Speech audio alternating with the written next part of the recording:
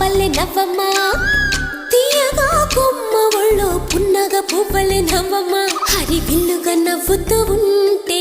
ఎండలో వెన్నెల కాయదా చిరు చల్లుగా నవ్వుతూ ఉంటే కొండైన వాగల్లే పొంగదా నూను మెత్తగా నవ్వుతూ ఉంటే ముల్లైన పువ్వలే తాకదా తొలి పొద్దుగా నవ్వుతూ ఉంటే రాయైన రత్నంగా మారదా హాయిగా అమ్మ ఒళ్ళో చిన్నారి పాపల్లె నవ్వమ్మ